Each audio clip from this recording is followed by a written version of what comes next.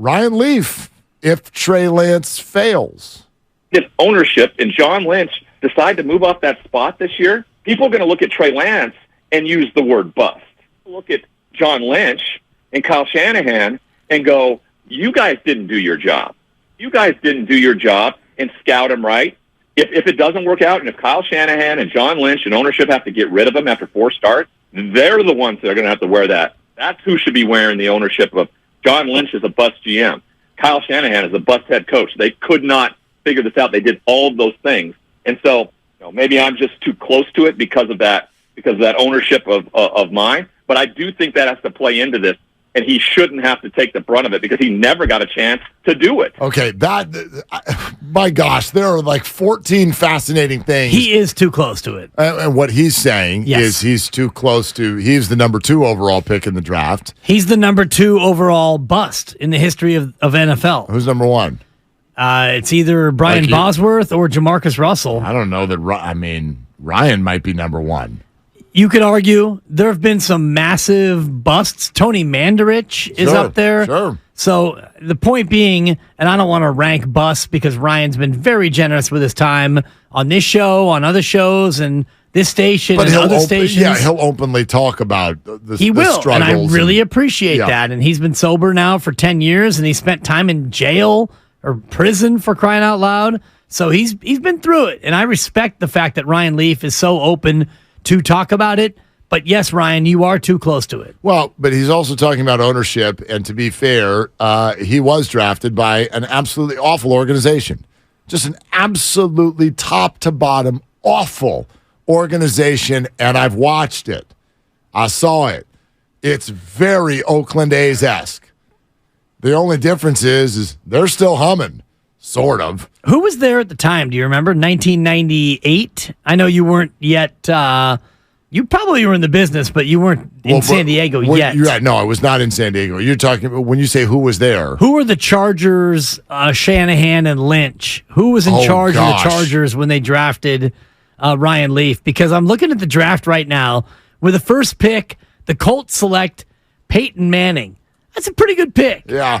The Chargers actually traded up to get to the number 2 spot. They sent a couple of picks, the first and second picks, and the first in 99, plus Eric Metcalf and Patrick Sapp to move up to get Ryan Leaf. Yeah, Mike Riley was the head coach in 99, and he was that Bobby Beathard, the GM, or Schottenheimer didn't show up until 2002. And he was gone by then. Yeah. And by the way, that was actually a first stint in San Diego. So I wasn't hosting a show, but I was like a little update Cub reporter deal thing going on. In 98, huh? Wow. Well, no. So 98 and 99 were the minor league years in Boise, and then San Diego. So right as Mike Riley turned into Marty Schottenheimer, that's where I worked. Oh, wow. That's where I worked. Only for a short period of time, and then up to L.A. But they still used to send me down for Charger games. I used to drive down for every single Sunday home game and cover the Chargers. Not a bad drive on a Sunday. No, it is now. It wasn't as bad back then. Yeah. But anyway, Mike Riley, Schottenheimer, and I think, who was the GM that fought with Schottenheimer? I'm forgetting his name right now, but they did not dig each Steve other Ortmeyer? at all. No, it wasn't Ortmeyer. It says Bobby Beathard was 90 to 2000, and then John Butler took over. Well, I must be thinking of whoever was. Yeah, John Butler. Oh, A.J. Smith. Yeah, a little later. A.J. Smith in 03. Yeah. A.J. Smith. Okay. That's the one. And he fought with whom? Schottenheimer. Oh, wow. I mean, it's like Bob Myers said last week. GMs and head coaches are built to despise one another. Right. They're built to blame the other one for whatever problems are going on. But anyway, bigger question that Ryan Leaf is bringing up here. And I don't know if there's really a fair answer. It's like, okay, if a player doesn't do well and they're a bust, is the player a bust? Or is it the people who decided he was going to be great? Are they a bust? I mean, that conversation could go round and round forever. I'll give him this in that he's talking about Trey Lance. as we sit here today, if you select a guy and he doesn't play well, do you blame the player or do you blame the selector, if you will? I don't think that there's an overall answer there. It's probably case by case. But in this case, in this moment, we're talking about a guy who didn't even get a chance to play. Right. So to me, you can't be a bust if you didn't even go out there and stink yet. Trey hasn't even stunk yet. Now, we can go down this ladder, and it's like, well, what if he stunk in practice? And that's why he never got out there. Yeah, we could do that. But this is such a unique scenario because also someone else showed up out of the 7th round and just changed the calculus of the whole experience with the 49ers quarterback. Right. So that makes it a little bit more stark in terms of how we look at Trey Lance, because the guy who was taken in the last pick of the draft in the 7th round has gone on to be a really good quarterback, and yet the Niners traded 2 first-round picks to move up to number 3 to take Trey Lance, and he hasn't played. And I kind of agree with you in terms of you can't be a bust until you go out there and show that you're not a very good football player. But if he doesn't get a chance here and he goes elsewhere, and maybe he doesn't get a chance elsewhere, well, then at that point you can look at him and say, yeah, you're a bust. Maybe, except for look at Sam Darnold. Sometimes you can have 2 shots and people are still like, yeah, those teams stink. Give him a shot with somebody good. Is Josh Rosen a bust? Yes. But his career's not over. It's not? I mean, he might resurface. You don't know that. Yeah, he's not dead. He's also been in at least 3 different spots, maybe 4. Niners, Arizona. Cardinals, Dolphins, Bucks, right? Yeah, it might be more than 4. Or did he end up with the Browns? Did he go to all the teams? I feel like he went to all of them. He'd been on a lot of practice squads. Yeah. Right? He's only played with Arizona and Miami and Atlanta. He's only gotten into NFL games. Oh, he's Atlanta too? Yeah. Good Don't Lord. sleep on Atlanta. No, but go to practice squads. Like, I mean, you knew he's never gotten into a game for the 49ers, but he was here. All right, I got it. Career history. Yeah, he's got 7 teams. Oh, my God. 7 teams, and he was drafted in Josh 18. Rosen is drafted 5 years ago. Right. And he's had Cardinals, Dolphins, Bucks, Niners, Falcons, Browns, then Vikings. Yeah. And now, current day, nothing. Nothing. Right. Yeah. So is he a bust? Yeah. But his career's not over. Might be. And if it is, then we can say that. He's not on a roster right now. No, we can say it. We can say that. But Sam Darnold's not a bust. I don't know. He might be. But I'm not ready to say it yet. Because Rosen was taken 10th and Darnold was taken 3rd. Yeah, but we're talking 7 organizations have had you in their program and gone, no thanks. Thanks. He's thrown 12 touchdown passes. No thanks. Total no thanks. Right? 7 different organizations. Okay? Almost a quarter of the league. Almost, right? Has taken a good look at you and been like, yeah, we're out. I mean, so to the Trey Lance conversation, at what point does he earn that label? And what do you think about what Ryan Leaf said in terms of where you assign the bust label? Can you put that on Shanahan and Lynch? Look, the only way it becomes, there's only one scenario where this ends up being bad for Kyle Shanahan and John Lynch. There's one scenario. Yeah. And it's a layered scenario. But the scenario is you pick Purdy, you give up on Lance goes somewhere else, Lance is better than Purdy. It's not even just as Lance goes somewhere else and he's good. If he goes somewhere else and he's good, but Purdy is better and the Niners win a bowl, it doesn't matter. It's still all good.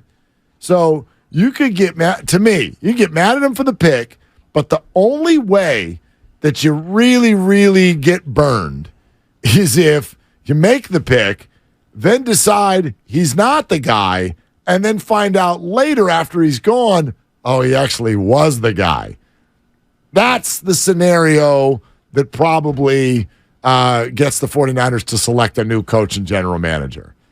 And that seems wildly unlikely at this point. No, it's super unlikely. And I think the other thing that could come back to bite them is if the players that were drafted after Trey Lance go on to have monster careers. And the Niners don't win a Super Bowl, Trey Lance never turns into anything, then you can look at Jamar Chase at 5. You could look at Patrick Surtain the second at 9, Micah Parsons at 12. You can look at all these other players who have had Pro Bowls already. Surtain hurts a little. It does. Because you're a team that has always needed help at the cornerback position.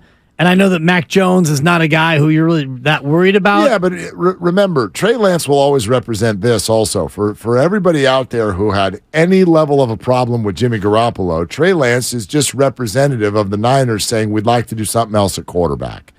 Now, they may not have done the right thing. I have no idea. But if they did go with any of those players you just mentioned, they go with Jamar Chase instead, which looks delicious. He's a phenomenal receiver. Yeah. However, you're not having a problem at the receiver position right now if you're the Niners. You got Debo, you got Ayuk, you're good. You're good. But let's say you're like, oh, yeah, Jamar Chase is now on the 49ers. Well, Jimmy's your quarterback.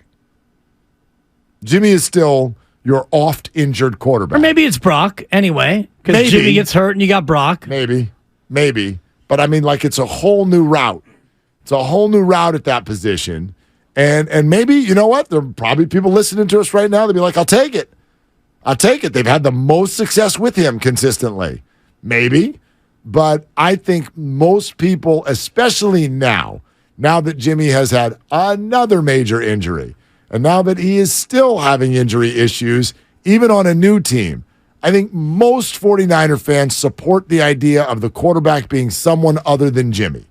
So if you buy that premise, then you have to follow the route they chose, and it led to Trey Lance, and we may have ended up in this unique spot where even if he ends up never getting a shot, that still may or may not have been the right pick, because maybe he is good, except for somebody else came and took his gig.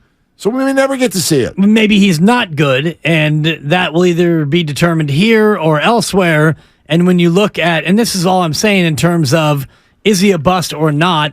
If he goes on to not play well anywhere, if he doesn't play here and he doesn't play elsewhere and play well, you will look back at this draft and think, well, Penei Sewell went 7 to the Detroit Lions, and he's, a Pro Bowler, and he's on a early Hall of Fame track, and there's been a lot of players in that draft that have turned out to be far better than what Trey Lance has been. Absolutely. But I will maintain that all is fine provided that the 49ers get good play from the QB position. You could have been wrong on the pick, right? Let's say Trey does go and ends up going somewhere else, and he's just not good. He's just not good. I'm not even going to worry about who's a bust and who's not unless the 49ers are still struggling to find a quarterback. The quarterback bust hurts when you move mountains to get him and then realize, this is not the guy, and we don't have a solution.